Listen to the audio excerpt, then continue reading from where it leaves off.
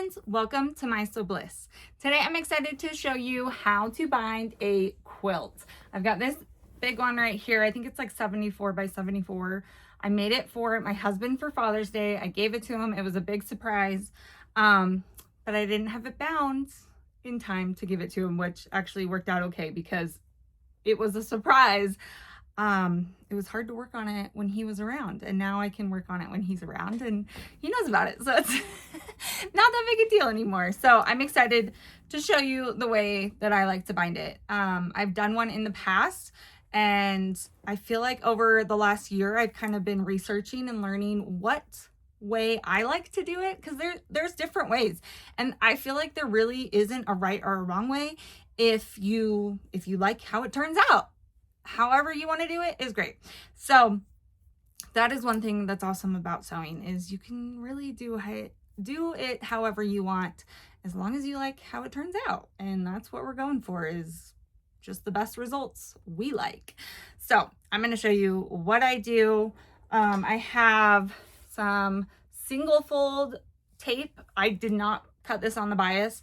Usually when I'm making a quilt or like binding it for a quilt, I'm not going to make it on the bias unless like I want the stripe or the pattern to go a certain direction, then I will. I do really like bias tape, so I don't know, it kind of is like sometimes I do it and sometimes I don't, especially like on a bag or something. I'm going to use bias tape. Anything with anything with curves for sure. Like I would love to do a scalloped edge quilt one day. Definitely bias tape on that. So I just made this at home. If you want a tutorial on how to make it, let me know. I think I have one, but it's probably old. So if we need an updated version, we totally can do that. And I did not even measure how much I made. So who knows? I probably made way too much, because that's usually what happens. So I have my quilt squared up, ready to go. Look at that cute rhino. He's so cute. And what I'm going to do is I'm going to stitch it to the front of my quilt, and then I like to fold it over and hand stitch it. I love a hand stitched finish.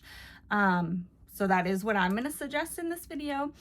Obviously you don't have to do that. You can always machine stitch it with either like a blind hem foot or just like a regular stitch on top of it. Like a blind hem stitch in the ditch is what I was meaning, but or just stitch on top of it. So like I said, whatever you like. That is the great thing about sewing. It's all about your preference.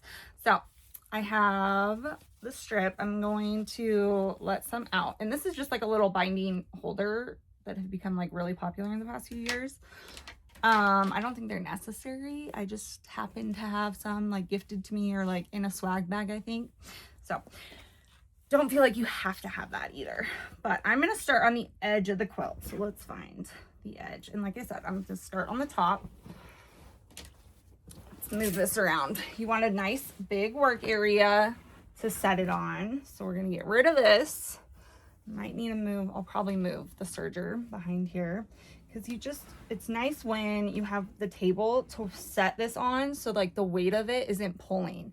And that's one thing about sewing at a kitchen table, is so nice because you have all that room. I love it. So, okay, I'm just going to start like right in the middle on one of the sides, and I'm going to leave like a good chunk, like 6, 7, 8 inches of a tail. Like this might even be, what is this, 10 inches? Yeah, this is actually exactly 10 inches. So we're just going to leave a nice long tail, because I always say it doesn't hurt to have a little more, especially the way I like to bind it, like connect it. That's what I feel like is so different between everyone, like how you connect them. And I say the more you have, the better. So, okay, maybe not the more you have, but you want a decent amount. So I just line it up right along the edge along here, and then I'm going to stitch. And I'm going to stitch at like a little more than 1/4 of an inch, like 3/8 of an inch really is what I get, so that I have like a decent amount, and then I can roll it over. I don't know, 1/4 of an inch just seems extra small to me. So one of my friends did a 3-inch binding. So this is 2.5 inch wide, and then it's going to fold it in half. So what is that, like 1 7/8? No. 1 3/4? What am I saying? I don't know. Don't ask me to do math right now. But one of my friends did a 3-inch binding and it looks so good. I'm like, that is such a fun idea. Honestly, maybe I should have done it on this because I decided to do black so that it kind of framed the quilts. It was like a frame for the quilt. Someone told me that once when I was picking out fabric for a different quilt. They were like, well, that frames it. And I was like, that is the perfect way to look at it. It's a frame for the quilt. And this one especially because it's like, I don't know, this memento. I wanted it to kind of like frame it. So how many times can I say frame? I don't know.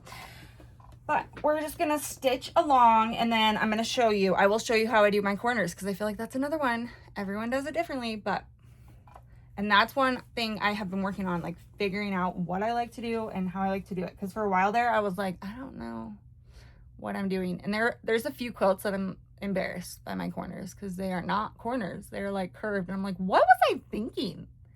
What was I thinking, guys? I don't know. But, you know, no one ever looks that close. So really it's fine. Okay, so we're going to stitch a little bit, back stitch to really secure that. And then we're just going to stitch along down the edge of this quilt. And my thread is getting full. Okay, there we go.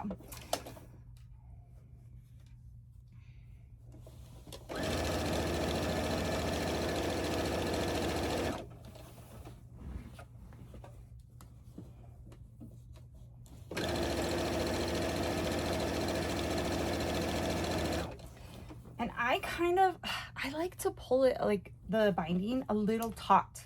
Like, not like stretch it. I'm not stretching it. But just so it's nice and tight. It's gonna be tight. I want it tight. I just like it. That's just like a personal thing. I don't want it loose and floppy.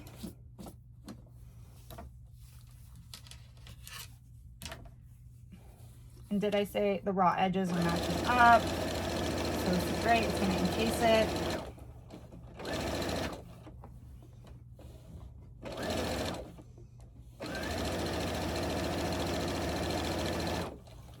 I need to move that serger to give me some more space back here. You always need more space, I feel like. There's never enough.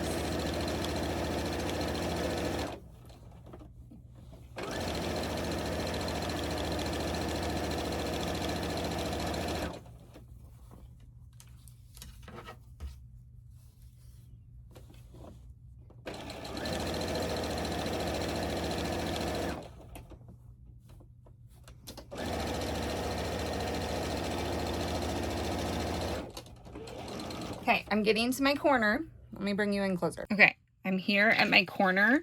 I'm gonna stitch, because my seam allowance is 3/8, I'm gonna go to like 3/8 of an inch away from this front edge, the edge that we're stitching to.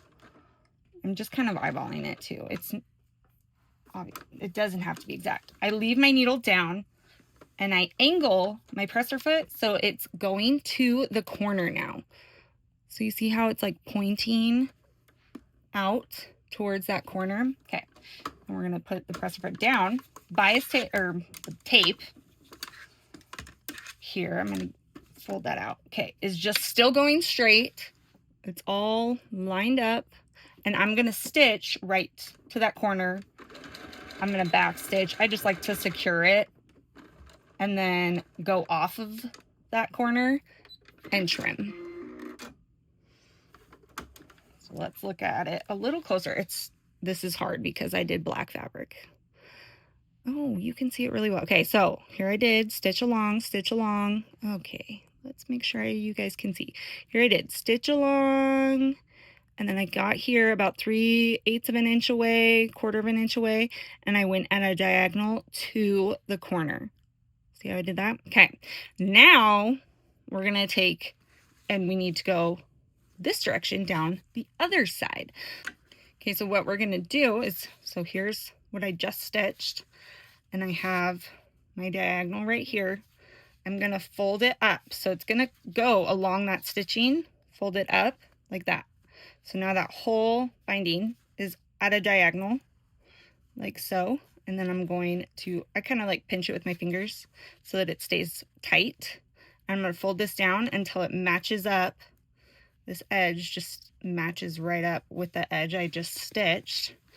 And the rest of the bias tape comes down along the edge and will match up there. And so I hold that, or you can pin it or clip it, would also be a great option. We're just going to make sure it's laying flat. And I just go right on the edge of the fabric. I'm going to go at 3/8 again, or 1/4 of an inch, whatever you prefer. Stitch a few times. I am going to backstitch. I love a backstitch. So securing. And then we're just going to continue along. And that created our mitered corner, and it's going to look beautiful when we turn it. So now we can continue on down this other side until we get to the next corner, and we're going to do the exact same thing.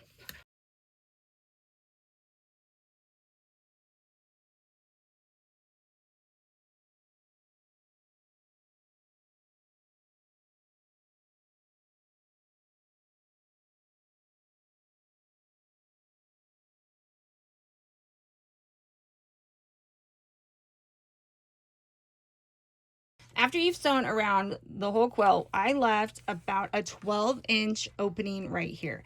And I'm going to do that because one thing I really like to use, and I don't love buying all the tools, but this tool has been so helpful over the years, especially when I want just a nice, crisp, clean binding, and it looks so good. So I'm going to use the binding tool. There might be an updated version, I'm not quite sure, but like I said, I left a 12-inch opening, and I'm going to leave my tails pretty long. This one's 10 inches. This one's definitely longer than 10 inches.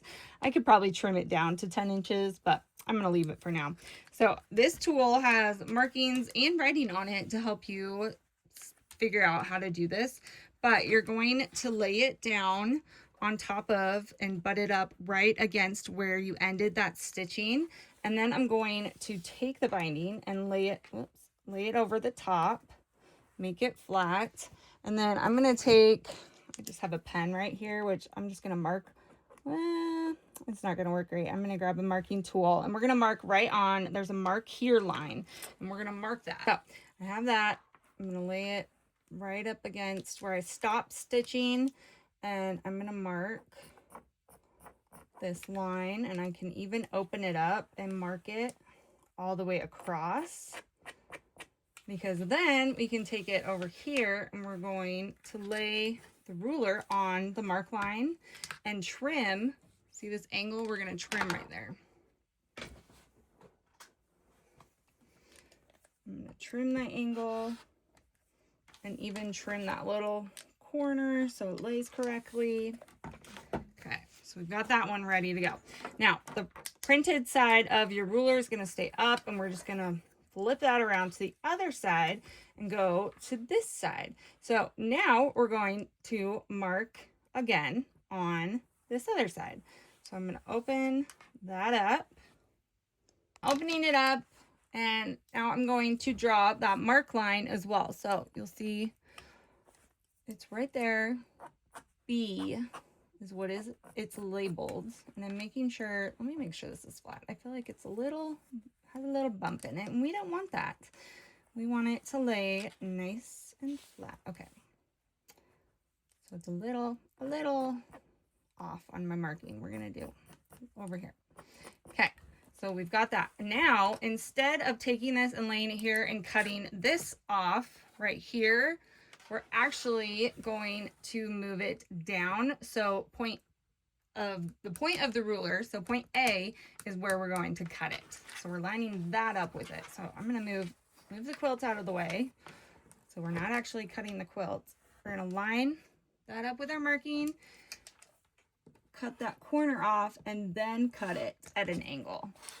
And now it's ready to come together, and it will line up perfectly every single time. So that's why I love this ruler. It is just so handy. You don't have to think about it. You just do the cuts, and it works. It works every time. So now you can see I have my wrong sides right here. You can kind of tell. I'm going to open them up and kind of pull them together, but I'm placing right sides together, and that angle is going to match up. The corners that we chopped off are going to match up as well. It fits perfectly. And then I'm going to pin it just because I'm going to have to move this over to the sewing machine a little bit. But now we're going to stitch along here at 1/4 of an inch. So here's where I sewed it. You can see that seam, and I'm going to iron it, but it just like naturally folded in half with the rest of it because I had that ironed earlier. And now it's going to lay flat and look absolutely beautiful, and like I didn't even have to match anything up. So I absolutely love it. I'm going to take my iron and press this. Just press the seam. You can press it open or to the side. I don't know why I prefer open, but if I can get it open, I like it. Probably to reduce the bulk, I think. Sometimes it's just nice. Okay. I still got some chalk on that, but that'll wash out easily. So see how it like perfectly lines up. Sometimes I try and just like eyeball it and do it, and it doesn't. Every time it's like slightly off or slightly too big or slightly too small, and then I have to stretch it. This just works out perfectly every time. And now I can stitch that down. So we have the whole binding stitched on all the way around. After I have that stitched on, sometimes I need to do a little more trimming, like there was more batting on this side. So I'm going to trim a little bit, but I also like to take an iron, and this just helps, especially if you're going to do hand stitching, but I just press the binding up so that when I go to do the hand stitching, I can just curl it. It wants to lay that way, and then it'll lay like that. I use some clips and clip that in place, and then I can hand stitch that down, and it just looks so nice. So definitely try ironing it before you do the finished stitching on the other side, but I feel like it makes a good difference, and it just looks so crisp and nice. Okay, now that I have it ironed and ready to go, like I said, I just take my clips, fold it over whatever I'm working on, whatever area I'm working on. I don't clip the whole thing. I fold it over and then clip it in place just a little bit, just to hold it there, because then I'll take a needle and thread. And I was taught to do a slip stitch, which is where it like slides and then you catch a little bit, and then it slides and you catch a little bit. And then a lot of people I've heard just do whip stitches. This is perfect for a road trip because then I can just like listen to an audiobook and hand stitch it in the car and really finish it off nicely and make sure it looks good. So hopefully you got some good tips and tricks from this tutorial. Make sure to subscribe and give this video a thumbs up. If you have any questions or comments, make sure to leave them down below, and I will see you guys next time. Bye.